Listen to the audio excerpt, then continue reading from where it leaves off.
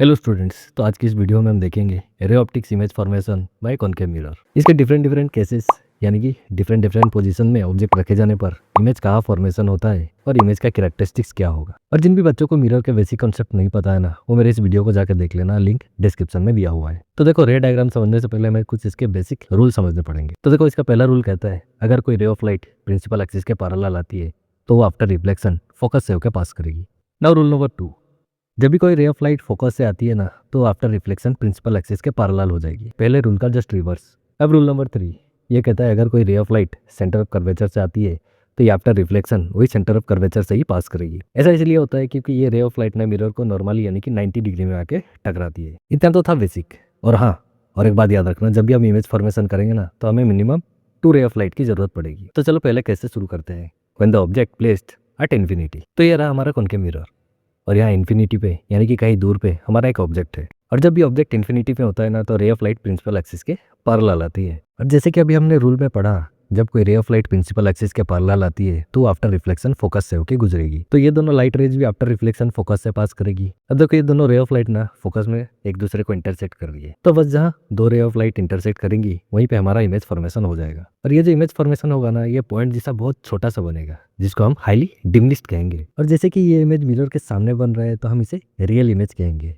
याद रखना, जब भी इमेज मिरर के सामने बनता है ना, तो उसे हम रियल इमेज कहते हैं, और जो इमेज मिरर के अंदर बनता है तो उसे हम वर्चुअल इमेज कहते हैं। Now case number 2, when the object is placed beyond centre of curvature. तो ये देखो, हमारा ऑब्जेक्ट जो बियॉन्ड सेंटर ऑफ कर्वेचर खड़ा है।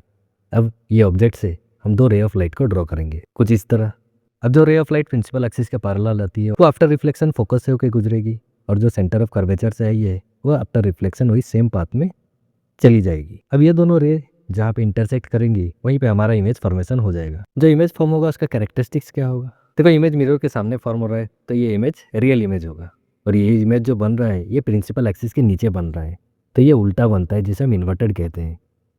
और इमेज का जो साइज है ऑब्जेक्ट से छोटा है, यानी कि हम इसे डिमलिस्ट कहेंगे। Now case 3, when the object is placed at the centre of curvature. अब देखो, हमारा ऑब्जेक्ट सेंटर ऑफ कर्वेचर में खड़ा है। यहाँ से हम 2 रे ऑफ लाइट को ड्रॉ करेंगे कुछ इस तरह। अब हमारे रूल के मुताबिक जो ray of light principal axis के पैरेलल है वो फोकस से होकर पास करेगी, और जो फोकस से आई है वो आफ्टर रिफ्लेक्शन प्रिंसिपल एक्सिस के पैरेलल हो जाएगी। और फिर जहाँ ये दोनों लाइट रेज इंटरसेक्ट करेंगी वहीं पे हमारा इमेज फॉर्मेशन हो जाएगा। और ये इमेज का कैरेक्टरिस्टिक्स कुछ ऐसा होगा। देखो, इमेज मिरर के सामने है तो इमेज हो गया रियल, प्रिंसिपल एक्सिस के नीचे है यानी कि इन्वर्टेड, और इमेज का जो साइज होगा वो ऑब्जेक्ट के बराबर होगा। याद रखना, जब भी ऑब्जेक्ट सेंटर ऑफ कर्वेचर में हो तो इमेज का साइज हमेशा ऑब्जेक्ट के साइज के बराबर ही बनता है। Now case number 4, when the object is between centre of curvature and focus.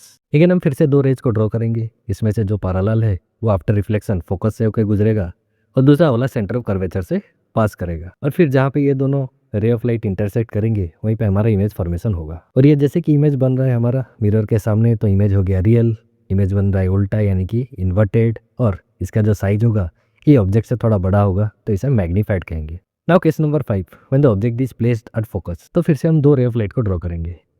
एक फोकस से कुछ इस तरह पास करेगा और दूसरा सेंटर से कुछ इस तरह। अब अगर तुम ये दोनों रिफ्लेक्टेड रे को गौर से नजर करोगे तो देखोगे ये दोनों लाइन एक दूसरे के पैरेलल रन कर रही है। इसका मतलब ये होता है कि ये दोनों लाइन कहीं दूर जाके इंटरसेक्ट करेंगी, बहुत दूर, यानी कि कहीं इन्फिनिटी पे जाके ही हमारा इमेज फॉर्मेशन होगा। और जैसे कि इमेज बन रहा है मिरर के बाहर तो इमेज हो जाएगा रियल, और प्रिंसिपल एक्सिस के नीचे तो ऑब्वियसली इन्वर्टेड ही बनेगा, और इसका जो साइज है ये ऑब्जेक्ट से बड़ा होगा यानी कि मैग्नीफाइड हो जाएगा। अब case number 6, when the object is placed between focus and pole. Again हमें 2 रे ऑफ लाइट को ड्रॉ करना पड़ेगा। एक फोकस से होकर गुजरेगा और दूसरा सेंटर से। अगर गौर से देखोगे तो ये दोनों रिफ्लेक्टेड रेज एक दूसरे से दूर जा रही हैं, यानी कि दोनों रे ऑफ लाइट को तुम जितना भी एक्सटेंड करो ये कहीं भी मीट नहीं करेगी। लेकिन अगर ये दोनों रे ऑफ लाइट को अगर हम बैकवर्ड एक्सटेंड कर दें तो ये मिरर के अंदर जाके इंटरसेक्ट हो जाएगी, और वहीं पे हमारा इमेज फॉर्मेशन हो जाएगा। तो जैसे कि इमेज हमारा मिरर के अंदर बन रहा है तो ये इमेज हो जाएगा वर्चुअल इमेज, और ये प्रिंसिपल एक्सिस के ऊपर बन रहा है तो ये सीधा बनेगा यानी कि इरेक्ट बनेगा। और ये जो इमेज का साइज है ये ऑब्जेक्ट से बड़ा होगा यानी कि ये भी मैग्नीफाइड इमेज होगा।